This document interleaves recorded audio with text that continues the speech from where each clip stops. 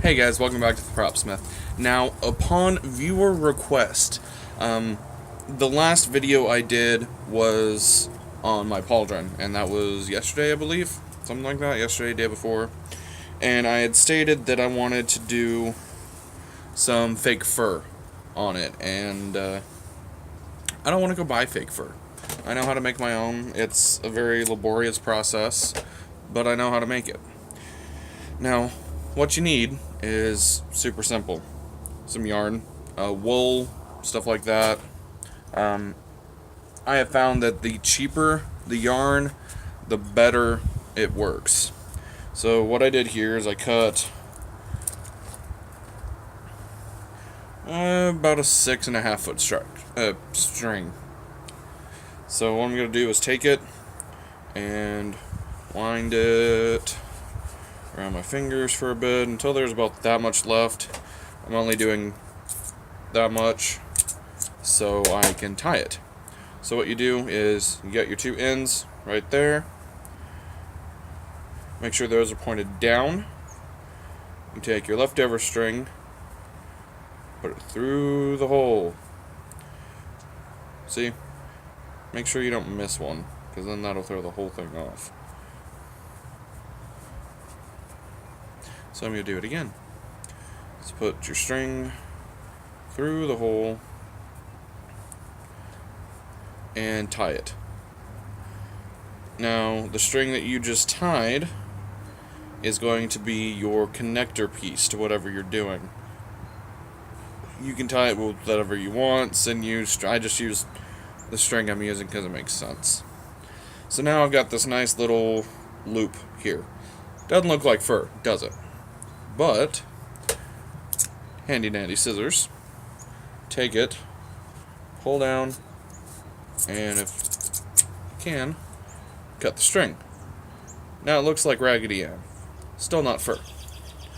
So, I'm going to take it, see how they're all different lengths.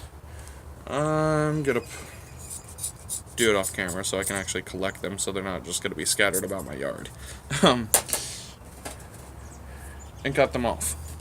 Now, it's a good thing to have a trash sack nearby for this because it does you have a lot of waste in this project. So now that they're all generically the same length, the other thing you need is a cat brush. Not a dog brush, a cat brush. It has to have these really fine bristles. So what you're going to do is you take it and you run it through the bristles. I like to leave the string a little long so I can wrap it around my fingers, get a good nice grip on it. I pinch right at the top because if you catch one of these, you can pull that one strand out and then you don't have a good looking bundle. So basically you just do this for a couple hours. I'm just joking. Like, depending on how much fur you want, depends on how long you go. Now, as you can see, I'm collecting quite a bit of strands in here.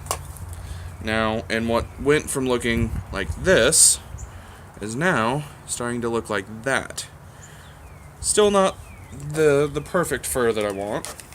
So I'm going to keep going. And make sure you rotate your bundle so you're not taking too much off one side. And all it is the little bristles in the cat brush reach into the weave of the yarn and pull that weave apart. So all you're really doing is unraveling.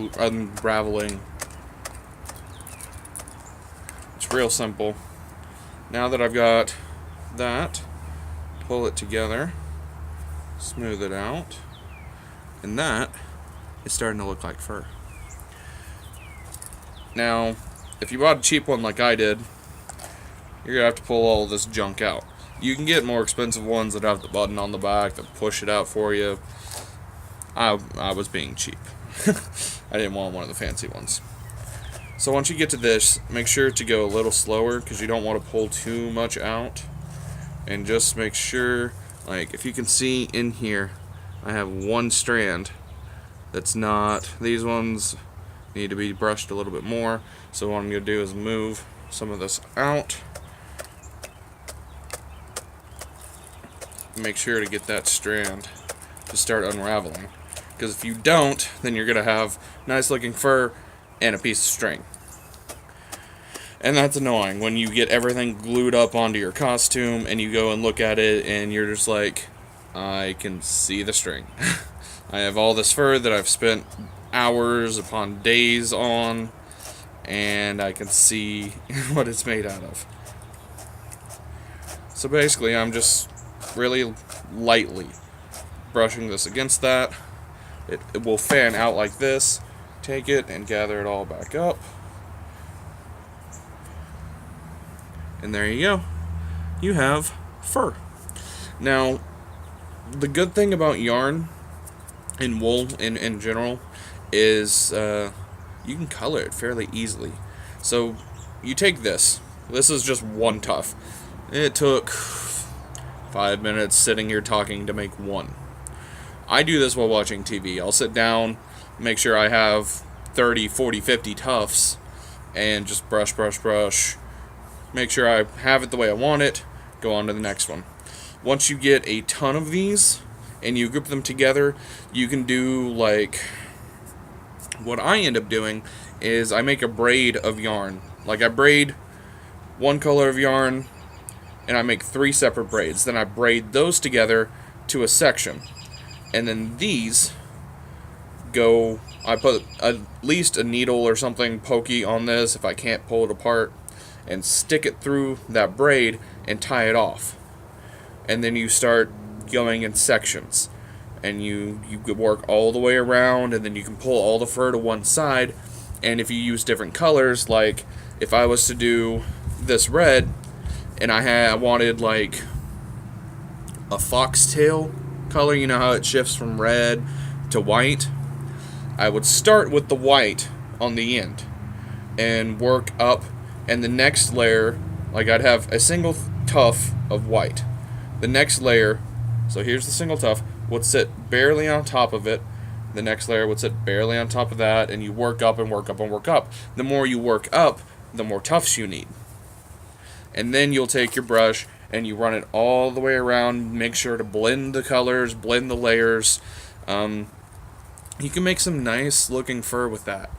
What I think I'm going to do is stain my spalder, pauldron, whatever. I don't know the actual technical term for it yet. I'll Google that. I'll probably put a little thing down here saying exactly what it is. I'm going to stain it black. Sorry, I'm picking. And I may actually do red fur since I've got a bunch of red string. I may do that and do red fur along the seams all in it, so it looks like I don't know. I'm thinking about doing more of a Viking theme than anything. I picked up some solid oak dowels. Like these things are serious. Like I can't even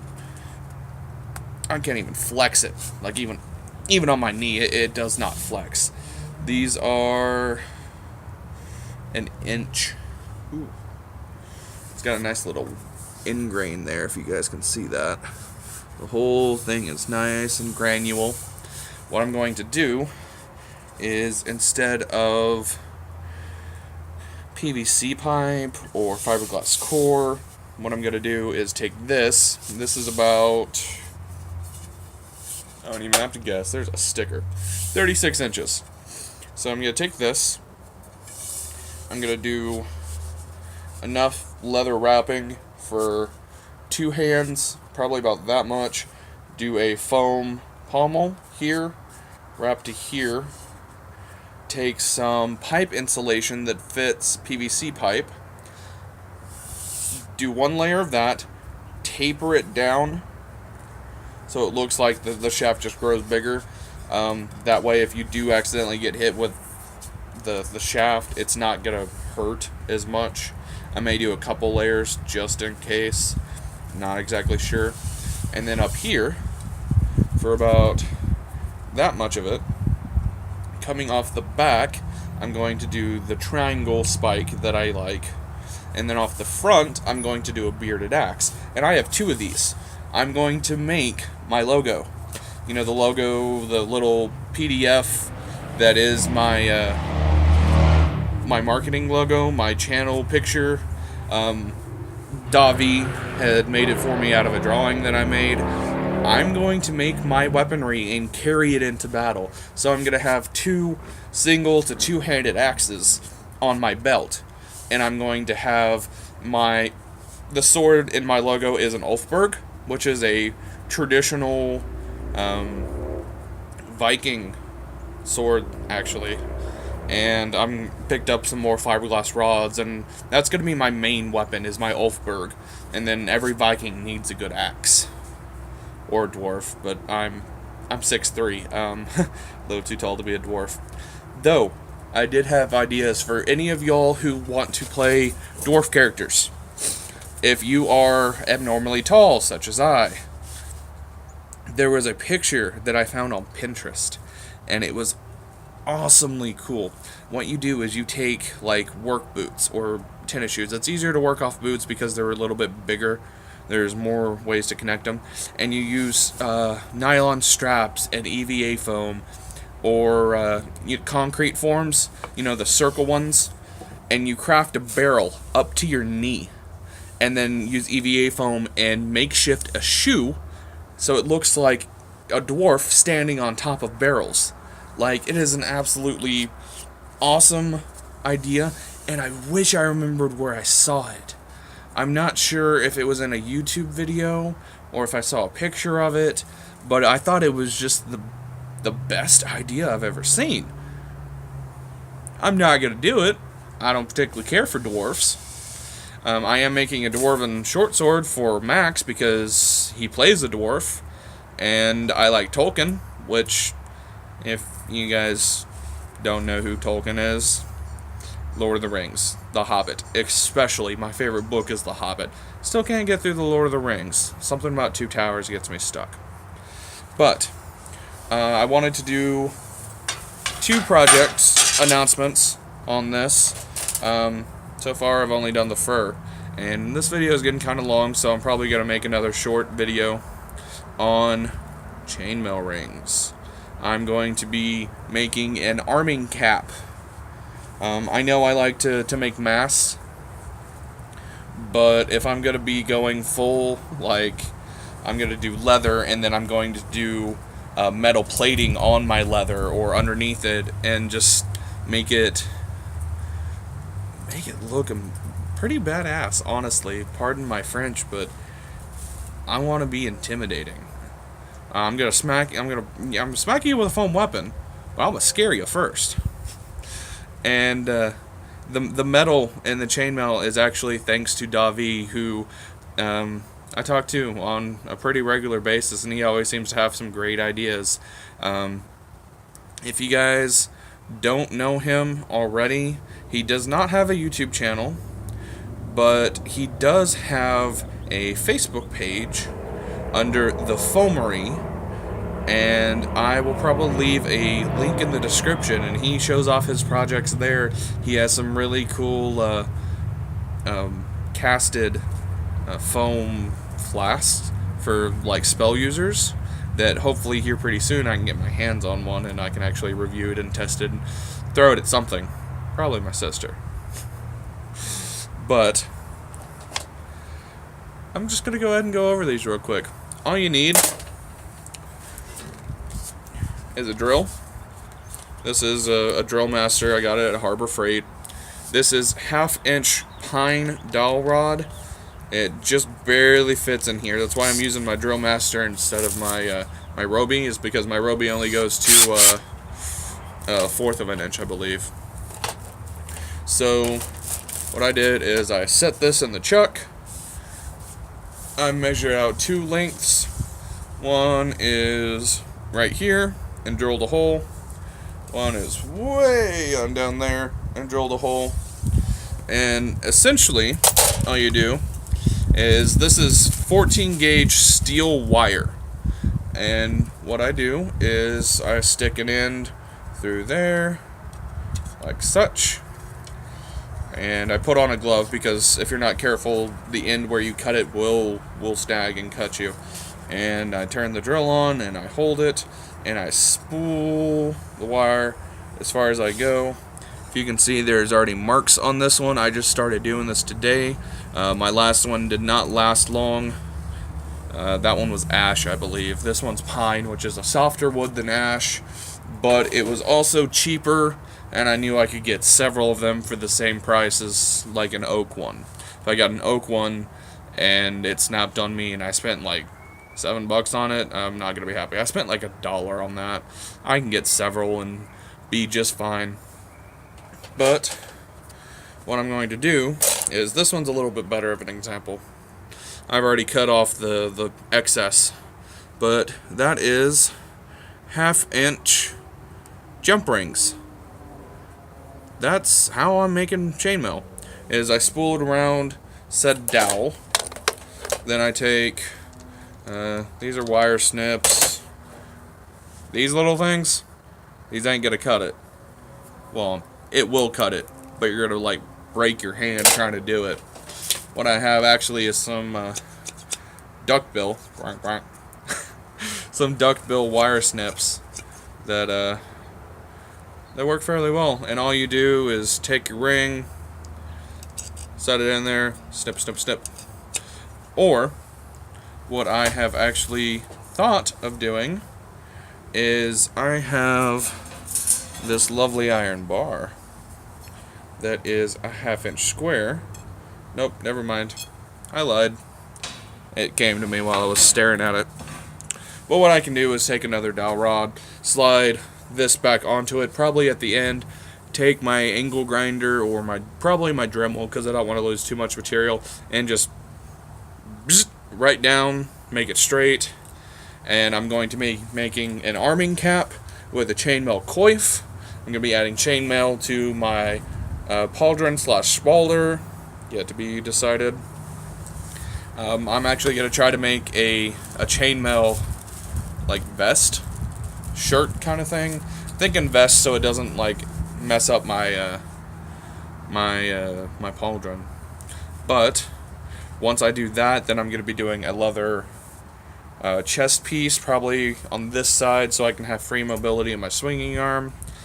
And I think this is coming together. I've got my tunic made. I am actually looking at another one online that I like a little bit better, but I don't know. I'm kind of hesitant on dropping $50 on a shirt. Like, I shop at Walmart, guys. I'm not all about that JCPenney. Anyway, thank you guys for tuning in. This short video has turned into a fairly long one, and I apologize for such. But remember, always be safe no matter what you're doing, whether you're cutting, you're grinding, you're sanding. You know, I wear a glove when I make my rings so I don't cut up in my palms. I have plethora of scars all over my arms from doing dumb stuff stupidly, honestly. I don't have full control of that pinky because I try to sharpen a knife wrong. But the point is, be safe. Don't cut towards yourself, cut away. Wear gloves when you need to. Do not wear gloves while using a bench grinder. They will get caught in the wheel and you will lose a finger. Just saying. I've seen it happen. But thank you for listening to me ramble again. And if you want to get notified of every time I post a video, hit that subscribe button, the little bell next to it, and make sure that it's turned on. That way, when this video hits, when my next video hits, you'll get a notification on your phone and or laptop, desktop, whatever you're using, and you can listen to me ramble again. I want to say thank you for joining in, and I will catch you guys next time.